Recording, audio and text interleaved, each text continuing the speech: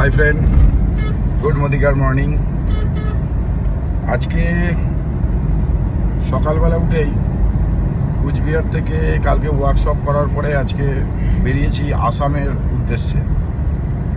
অনেকদিন পরে আসাম আসছি, তার কারণ হচ্ছে আসামের যে আমার লিডার ছিল, সেই লিডারের মোদিকেয়ারের 14টা লেগের প্ল্যানে কাজ করতে খুব অসুবিধে, তাই যোগাযোগ বন্ধ রেখেছিল।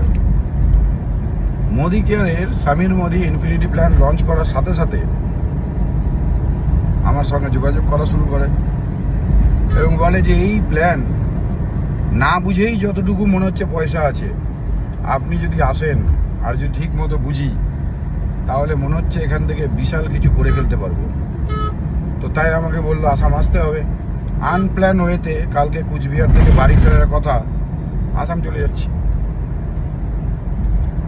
কেন যাচ্ছি?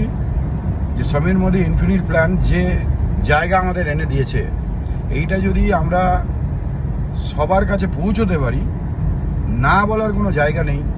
মার্কেটে এর কম্পিটিশন নেই। এখন সবাই এই জায়গাটা কিন্তু বুঝতে পেরে গেছে। তো তাই ডিয়ার ফ্রেন্ডস, যদি আপনাদেরও কোনো পরিচিত কোনো মোদিকেরিয়ান আপনাদের থাকে, তাদের সঙ্গে বসুন এবং মোদিকেয়ারের সামির মোদি ইনফিনিটি প্ল্যান একবার শুনুন। শোনার পরে ডিসিশন নেবেন করবেন কি করবেন না। আজ যারাই মোদিকেয়ারের সামির মোদি ইনফিনিটি প্ল্যান একবার শুনছে, সে কিন্তু দ্বিতীয়বার এটা ভাবছে না যে কাজটা করব না। সো আবারও রিকোয়েস্ট করব, একবার শুনুন।